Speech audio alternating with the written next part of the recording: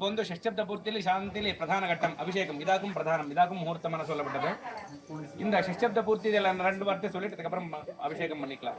ஷஷ்டப்த பூர்த்தியான சொல்றது நாங்களுக்கு ஒரு 5 விதமான சாந்தி இருக்கு. அதில் 3வது சாந்தியாகும் ஷஷ்டப்த பூர்த்தி சாந்தி.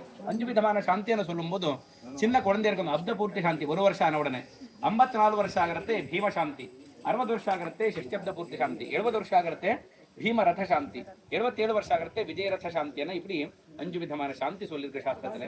அப்படி 3 விதமான அபிஷேகங்கள், சதாபிஷேகம், கனகாபிஷேகம், ராஜாபிஷேகம். நாங்கள் பிறந்ததுக்கு அப்புறம் 1000 பௌர்ணமி ஆயாச்சுன்னா அப்போ 81 வருஷம் 6 மாசத்துக்கு ஆயிடும். இன்னொரு கணக்கு இருக்கிறது 81 வருஷம் 1 மாசம்னு சொல்றோம். அது ஆகிறது அதிக மாசம் இதெல்லாம் வரும்போது 2 கணக்கு இருக்கிறது. இப்போ ಆ ಸಮಯத்துல சாஸ்திரச்சந்திர தரிசன சாந்தின்னு சொல்லுவோம், சதாபிஷேகம்னு சொல்றது. அதுக்கு அப்படியே குள்ளு பேரன் பிறந்தாச்சுன்னா 4ஆம் ஜெனரேஷன் பிறந்தாச்சுன்னா இல்லாம 90 வருஷம் ஆயாச்சுன்னா ஆ சமயத்துல கனகாபிஷேகம். அப்படியே 100 வருஷம் ஆயாச்சுன்னா ஆ சமயத்துல ராஜாபிஷேகம்னு இப்படி 3 விதமான அபிஷேகங்களை சொல்லியிருக்கு. அப்படி 5 விதமான சாந்தி சொல்லியிருக்கு. இந்த சாந்தி இதெல்லாம் என்னதுக்கு வேண்டி பண்றோம்னு கேட்டா இதெல்லாம் ஒரு கண்டக சமயங்கள். 1 வருஷம் 54, 60, 70, 77 எல்லாம் ஒரு கண்டக சமயங்கள். ஆ சமயத்தில் மிருத்யு தோஷம் வரதுக்கு சான்ஸ் இருக்கும். அதல்லாதே குடும்பத்தில் அமங்கலமில் உண்டாகிறதுக்கு சான்ஸ் இருக்கும். அப்போ மிருத்யு தோஷம் வரதுக்கு சான்ஸ் இருக்கும். அப்போ துஷ்டாரிஷ்ட தோஷங்கள் வரதுக்கு சான்ஸ் இருக்கும். அப்போ அந்த தோஷங்கள் எல்லாம் போறதுக்கு வேண்டி, ஆயுர் ஆரோக்கியம் கிடைக்கிறதுக்கு வேண்டி, குடும்ப சௌக்கியத்துக்கு வேண்டி சிவனக்காதி ரிஷிகள் சொல்லியிருக்கா. அந்தந்த சமயத்தில் வரப்பட்ட மிருத்யு பாதை நிவாரணம் ஆகிறதுக்கு வேண்டி ஒரு காலத்தில் ஒரு விதமான மிருத்யு பாதை இருக்கும். அதில் நிவாரணம் ஆகிறதுக்கு வேண்டி ஒரு விதமான சமயத்தில் ஒரு விதமான சாந்தி பண்ணணும். புத்திரைக்காதிசி பண்ணி அந்த சாந்தி பண்ணணும். அந்த சாந்தி பண்ணியாச்சுன்னா அந்த மிருத்யு பாதை நிவாரணம் ஆகிறது. அப்படியே ஆயுர் ஆரோக்கியம் கிடைக்குதுன்னு சொல்றோம். அதுக்கு அந்த அரிஷ்டங்கள் நிவர்த்தி ஆகிறதுக்கு வேண்டி, மிருத்யு தோஷ பரிகாரம் ஆகிறதுக்கு வேண்டி, ஆயுர் ஆரோக்கியம் கிடைக்கிறதுக்கு வேண்டியாகும் சௌனகாதி ரிஷிகள் சொல்லியிருக்கா. அந்தந்த சமயத்தில் அந்த சாந்தி பண்ணணும்னு சொல்றோம். அப்போ இதுக்கெல்லாம் சாந்தியான சொல்றோம். சதாபிஷேகத்துக்கு 3 இருக்கே, அதுக்கு அபிஷேகம் சொல்றோம். காரணம் என்னன்னு கேட்டா இது வந்து அரிஷ்டங்கள் நிவர்த்தி ஆகிறதுக்கு வேண்டி, ஆயுர் ஆரோக்கியம் கிடைக்கிறதுக்கு வேண்டி பண்றதுக்கெல்லாம்.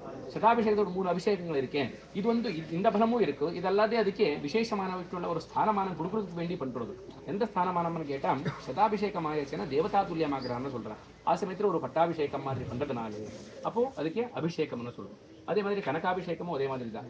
ஏன்னா ஒரு 3 ஜென்ரேஷன் தான் உள்ளது. அவர் இருக்கிறதே 4ஆம் ஜென்ரேஷன் வந்தாச்சுன்னா அந்த குடும்பத்துக்கு தெய்வ மாதிரி ஆகிடுவாங்க. ஆ சமயத்தில் ஒரு பட்டாபிஷேகம் மாதிரி ஆகும் பண்றது அவருக்கு தேவதாத்வம் கொடுக்கும். அதாகும் கனகாபிஷேகம். அதே மாதிரி மனுஷனோட ஆயுசு 100 வருஷம். அது கம்ப்ளீட் ஆயிடுச்சுன்னா அதுக்கு மேலே இருந்தாச்சுன்னு மனுஷ ரூபத்தில் இருக்க மாட்டான். அவர் எல்லாம் ஒரு லோகத்தில் தேவ ரூபத்திலாகவும் இருப்பான்னு சொல்றான். ஆ சமயத்தில் ஒரு ராஜாபிஷேகம் மாதிரி ஒரு பட்டாபிஷேகம் பண்ணி அவருக்கு தேவதாத்வம் கொடுக்குறதுன்னு சொல்றோம். அதுக்குள்ள அந்த 3 அபிஷேகங்கள் வந்து அவருக்கு தேவதாத்வம் கொடுத்ததுக்கு வேண்டியாக்கம் பண்றதுனாலே அதுக்கே ஒரு பட்டாபிஷேகம் மாதிரி ஆக்கம் பண்ணணும். அதுக்குண்டு அதுக்கு அபிஷேகம் சொல்றான். அதுக்கு முன்னாடி உள்ளதெல்லாம் எங்களுக்கு அரிஷ்டங்கள் நிவர்த்தி ஆகிறதுக்கு வேண்டி, ஆயுர் ஆரோக்கியம் கிடைக்கிறதுக்கு வேண்டி பண்றதுனாலே இதுக்கு சாந்தியான சொல்றோம். அதுல 3வது சாந்தியாகும் ஷஷ்டப்த பூர்த்தி சாந்தி. இதில் அபிஷேகம் யார் பண்ணணும்னு கேட்டால் அந்த அபிஷேகங்களான இருக்கேன். பட்டாபிஷேகம் மாதிரி பண்ணுற 3 அபிஷேகங்கள் இருக்கேன். அதில் வந்து எல்லா ஜனங்களும் அபிஷேகம் பண்ணணும்னு இருக்கும். அது சாந்திகள் இருக்கு 5 விதமான சாந்தி. இதில் எல்லாரும் அபிஷேகம் பண்ணப்படாது. மந்திரம் தெரிஞ்ச வாத்தியார்கள் மட்டும்தான் மந்திரம் சொல்லி அபிஷேகம் பண்ணணும்னு இருக்கும். அது கொண்டு நாங்களாக்கும் அபிஷேகம் பண்ணிருக்கோம். பார்த்து பண்ண வேண்டாம். நீங்கள் நம்ம ஊர்ல எல்லாம் வாத்தியார் வச்சுக்கிட்டான நிறைய பேருக்கு எல்லாம் பார்த்துருக்கலாம் அந்த மாதிரி எல்லாம். ஆனால் சாஸ்திரத்தில் இந்த மாதிரி உள்ளது அதுக்கு இதுக்கு வித்தியாசம் இருக்கும். இந்த மாதிரி அந்த சதாபிஷேக 3 அபிஷேகங்கள் எல்லாம் பண்ணணும். இதுக்கு முன்னாடி யார் பண்ணப்படாதான சாஸ்திரம் இருக்கும். அந்த மாதிரி சாஸ்திரத்தைப்படி அதுவும் மிக பண்ணிருக்கும். அது கொண்டு நாங்களாக்கும் ஷஷ்டப்த பூர்த்தி சாந்தியானது கொண்டு நாங்களாக்கும் அபிஷேகம் பண்றோம். நீங்கள் யாரும் பாட்டு பாடுங்க லேடிஸ் யாராவது. ஹர மகாதேவா பாட்டு பாடுங்க.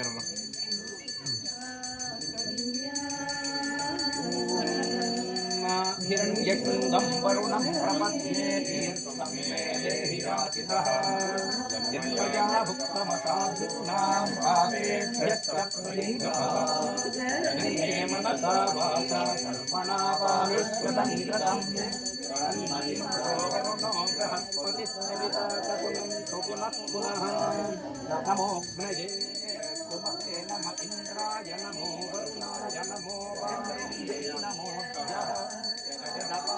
सूरय्यनमे जयते शान्तं अत्यागनादीपानाभ्यश्च उद्रातनिग्रहात् तन्नो वरुणो राजा मानिनात्यवमर्षतु सोऽहमवापोर्विरजो निर्मुक्तो मुक्तनिर्विषः नागस्य पृष्ठमारुह्य गच्छेत् ब्रह्मकलोकताम् यष्टां सुवर्णस्तमुनानिवघमरकरः नमं मे गङ्गे जमुने सरस्वति सुतुद्रिस्तोमसंसदतापरुष्याम् दिव्यनामरुद्रसेवितस्यजातीये सुमुख्यास्तोमया सत्यं च सत्यं चाधीये सा सर्वतो जयायत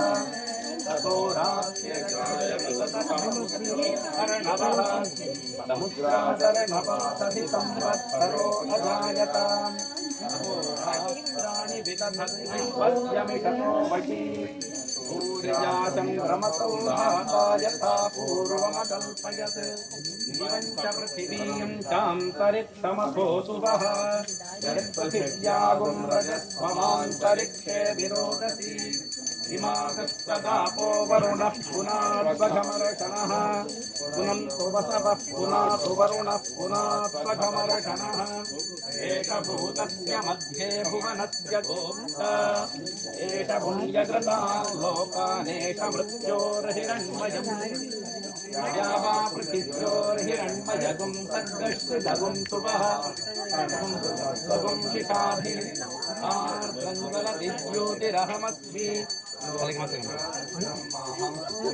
योऽहमस्मि ब्रह्माहमस्मि अहमस्मि ब्रह्माहमस्मि अहमेवाहं मान्योऽहमि स्वाहा अकार्यकार्यवकीर्णे स्तेनो भ्रूणः गुरुकल्पकः वरुणोपामघमर्षणस्तस्मात् पापात् प्रमुच्यते रजो भूमिस्त्वमागुं रोदयस्व प्रवदन्ति धीराः आक्रामन् समुद्रप्रथमे विधर्मं जनयन् प्रजा भुवनस्य राजाः पवित्रे अधिसानो अग्रे बृहत् सोमो वावृधे सुवान इन्दुः यजमानस्य कुटुम्बस्य सर्वारिष्टशान्तिरस्तु अमृताभिषेको अस्तु अभिषेकमुहूर्तस्तु मुहूर्तोऽस्त्वित्यनुगृह्णन्तु